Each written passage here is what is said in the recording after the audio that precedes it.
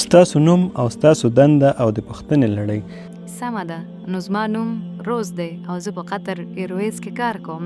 زما پوښتنه دا ده، ما اورېدلې دي چې تاسو د دین په اړه ډېرې خبرې کوئ او زه به د بایبل په اړه خبرې وکړم ځکه چې زه پرې پوهېږم. تاسو وایاست تاسو د عیسی په اړه د مذهبي مشر په توګه خبرې کوئ. او زما په نظر عیسی د کوم دین د معرفي کولو لپاره نه و راغلی او نه هم هغه مذهبي مشر دی. عیسی په دې نړۍ کې څه چې متعارف کړل هغه د خدای پاچاهي وه. دویمه پوښتنه، شاید تاسو یې روښانه کړئ چې د خدای کوم دین دی. ځکه تر هغه ځایه چې ما څېړنه کړې زه په دې پوه شوی یم چې عیسی چې زما مالک او زما ژغورونکی دی د دې څخه یې هیڅ یو هم نه دی متعارف کړی. هغه د اسمان حکومت متعارف کړ. په بل عبارت هغه غوښتل چې نړۍ د آسماني ځواک په واسطه تر خپل نفوذ لاندې راوړي. دلته ډېر جنجالونه شته. بله پوښتنه دا ده چې خورې هیله ده یوه پوښتنه وکړه. ما مخکې له مخکې 2 پوښتنې کړې دي. خور 2 پوښتنې وکړې او زه باور لرم چې خور عیسوی ده. هغې وویل چې ما عیسی یو مذهبي مشر و. ما هیڅکله نه دی ویلي چې عیسی علیه السلام مذهبي مشر و. ما وویل هغه د خدای استازی و. د خدای د استازي او مذهبي مشر ترمنځ د ځمکې او اسمان توپیر دی. د خدای استازی خورا لوړ دی. تاسو نن په نړۍ کې ډېر مذهبي مشران لرئ. عیسی مسیح علیه السلام د خدای استازی و او تاسو په خپله پوښتنه کې وویل چې هغه ستاسو مالک او ستاسو ژغورونکی دی. لومړی اجازه راکړئ تاسو ته ووایم خورې، اسلام یوازینی غیر عیسوي عقیده ده چې په عیسی مسیح علیه السلام په هغه د سلام ایمان لرل او د عقیدې یو رکن ګڼي. هیڅ مسلمان نه دی که چیرې هغه په عیسی مسیح علیه السلام ایمان ونه لري. موږ باور لرو چې عیسی مسیح علیه السلام د قادر مطلق خدای له تر ټولو ځواکمنو استازو څخه و. موږ باور لرو چې هغه مسیح و چې ژباړه یې کریسټ یعنی مسیح کیږي. موږ باور لرو هغه په معجزه ډول د کوم نارینه له مداخلې پرته زیږېدلی و چې نن ورځ ډېر نوي عیسویان پرې باور نه لري. موږ باور لرو چې هغه د خدای په اذن په نابینا زیږېدلو او د برس په ناروغانو شفا راوستله. مسلمانان او عیسویان موږ یو ځای روان یو. خو یو څوک شاید پوښتنه وکړي، بیا د لارو جلاوالی چیرته دی؟ د لارو جلاوالی په دې کې دی چې ډیری عیسویان ستاسو په ګډون لکه څنګه چې ستاسو له پوښتنې څرګندیږي په دې باور لري چې عیسی مسیح علیه السلام د الوهیت یعنی خدایي ادعا کړې وه او ډیری عیسویان په دې باور دي چې عیسی مسیح علیه السلام خدای دی. اجازه راکړئ در په یاد کړم خورې، زه د مذهبونو د پرتله کوونکي زده کوونکی یم. ما بایبل لوستلی دی. په ټول بایبل کې یو داسې ښکاره او بې ابهامه بیان نشته چیرې چې عیسی مسیح علیه السلام هغه په خپله ویلي چې زه خدای یم یا یې ویلي وي زما عبادت وکړئ. که خورې تاسو د بایبل له هر ځایه یو داسې روښانه بیان وښودلی شئ، د بایبل له هر ځایه یو بې ابهامه بیان چیرې چې عیسی مسیح علیه السلام په خپله ووایي چې زه خدای یم یا وایي زما عبادت وکړئ. زه ذاکر نایک نن ورځ عیسویت منلو ته چمتو کیږم. ما اورېدلی چې تاسو دا وایاست. زه د نورو مسلمانانو په استازیتوب خبرې نه کوم. زه چمتو یم چې خپل سر د اعدام په تیږه کېږدم. هیڅ یو داسې بې ابهامه بیان نشته. زما پوښتنه په سمه توګه واوره. زما ننګونه په سمه توګه واوره خورې. هیڅ یو څرګند بیان نشته چیرته چې عیسی مسیح علیه السلام په خپله وایي چې زه خدای یم یا وایي زما عبادت وکړئ. هو خورې، زه د دې ځواب لرم. ښاغلیه، د یوحنا په کتاب کې بایبل وایي چې په پیل کې کلمه وه، کلمه د خدای وه او کلمه د خدای سره وه او کلمه په غوښه بدله شوه یعنی انسان شو. هغه څه چې زه غواړم تاسو پرې پوه شئ دا دی چې تم شه خورې، دا زما ننګونه هیڅ نه پوره کوي. تاسو د کتاب نوم واخلئ، زه به تاسو ته حواله درکړم. تاسو د یوحنا د انجیل لومړی څپرکی لومړی آیت څخه اقتباس کوئ او کلمه په غوښه بدله شوه. 11 12 14 نمبر آیتونو کې ده. تاسو یوازې د کتاب نوم اخلئ.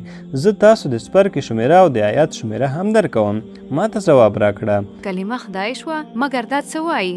خورې آیا دا هغه کلمې وي چې د عیسی په هغه د سلام ویلو خوا ویل شوي وي؟ او ځواب نه دی. زما ننګونه څه ده؟ د بایبل له هر ځایه هیڅ یو څرګند بیان، هیڅ یو بې ابهامه بیان نشته چیرې چې عیسی مسیح په هغه د سلام یې په خپله وایي. په خپله وایي په دې معنی چې دا باید په سرو تورو کې وي. یو شی شته چې د سور رنګه تورو بایبل ورته ویل کیږي. که تاسو عیسوي یاست شاید تاسو ترې خبره یاست. سور رنګ په دې معنی دی چې عیسی مسیح علیه السلام په خپله ویلي دي. د یوحنا انجیل لومړی څپرکی له لومړي څخه تر 14 آیات پورې په سور رنګ کې نه دي. زه به یې ځواب کړم. پرېږده چې هغه ځواب کړي. لومړی دا چې تاسو زما ننګونه نه ده پوره کړې. دا باید عیسی مسیح علیه السلام پخپله ویلی وای دا د عیسی کلمې نه دي، دا د فعل په نوم د یو یهودي کلمه ده. سمه ده، دا د فعل په نوم د یو یهودي کلمه ده او هیڅ کله هم هغې د دې لپاره د الوهیت ادعا نه ده کړې. بیا هم زه به له تاسو سره مرسته وکړم. دا څه وایي؟ په هر حال ستاسو اقتباس سم نه و. زه به تاسو ته ووایم چې لومړی آیت څه وایي. په پیل کې کلمه وه، کلمه د خدای سره وه او کلمه خدای وه، او وروسته وایي چې کلمه په غوښه بدله شوه.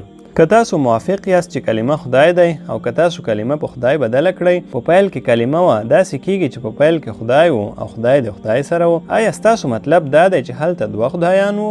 نه، ځکه چې د خدای کلمه. اجازه راکړئ چې پوره یې کړم. تاسو پوښتنه مطرح کړه، زه ځواب ورکوم. تاسو خلکو ته د ځواب ورکولو اجازه نه ورکوئ. تاسو پوښتنه وکړه، زه ځواب ورکوم. وروسته له دې چې زه ځواب پای ته ورسوم، تاسو خبرې کولی شئ. تاسو مداخله نشئ کولی. آیا ما ستاسو په خبرو کې مداخله وکړه کله چې تاسو خبرې کولې؟ آیا ما مداخله وکړه؟ هو که نه؟ اوس چې زه ځواب در کوم تاسو ولې مداخله کوئ؟ اجازه راکړئ ځواب پوره کړم، بیا تاسو ځواب ورکولی شئ. لومړی خبره، تاسو زما ننګونه پوره نه کړه. دا د عیسی کلمه نه ده. ستاسو ټول استدلال له منځه ځي. بیا هم زه ځواب ورکوم. تاسو باید ووایاست بخښنه غواړم ډاکټر ذاکر، دا د عیسی کلمه نه ده. آیا تاسو دا وویل؟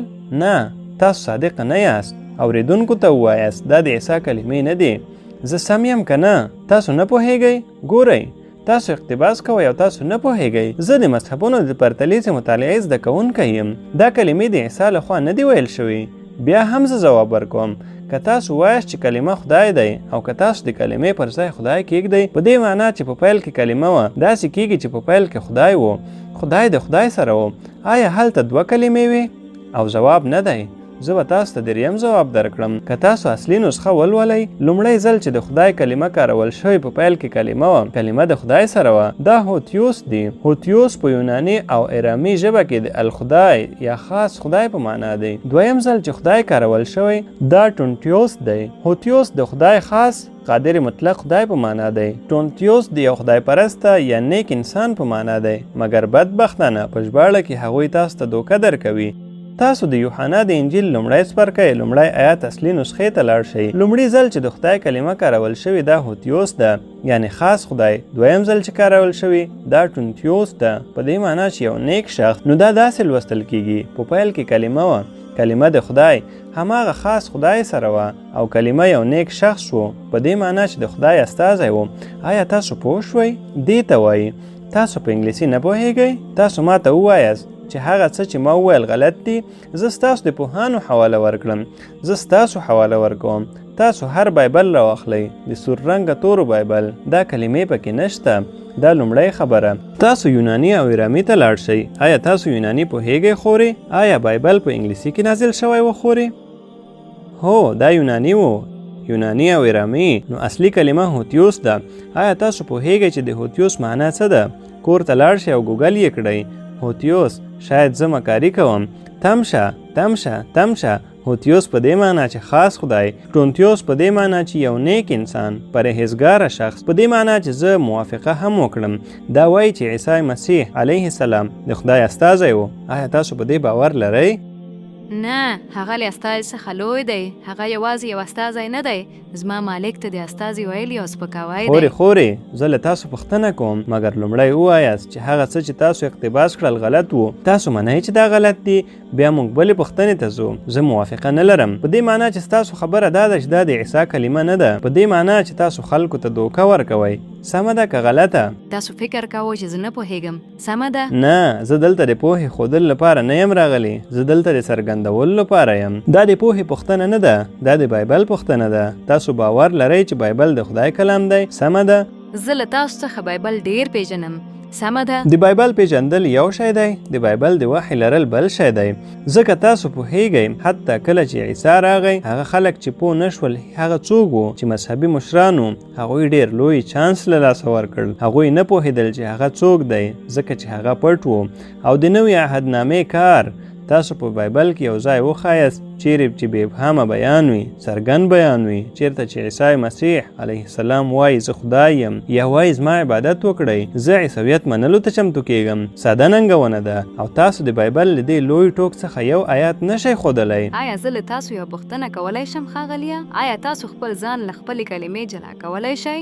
آیا تاسو ډاکټر ذاکر نایک له خپلې کلمې جلا کولی شئ؟ مګر څه توپیر که زه یې وکولی شم یا یې ونه کولی شم؟ تاسو ګورئ، تاسو پرې نه پوهیږئ. عیسی د خدای کلمه ده چې په غوښه بدله شوي، یعنی انسان شوي. مګر مذهبي ذهن د 5 حواس لپاره خورا لوی دی. عیسی د خدای کلمه ده او هغه په خپله خدای دی. بایبل وایي هغه ورته هغه نوم ورکړ چې د هر بل نوم څخه لوړ دی. د خدای کلمه کومه ده؟ هر استازی د خدای کلام ترلاسه کوي. موسی د خدای کلمه و، عیسی د خدای کلمه و، ابراهیم علیه السلام د خدای کلمه و، محمد صلی الله علیه وسلم پیغمبر د خدای کلمه دی. نو ستونزه څه ده؟ په دې وخت کې خو یو د خدای استازو څخه د خدای کلمه ده.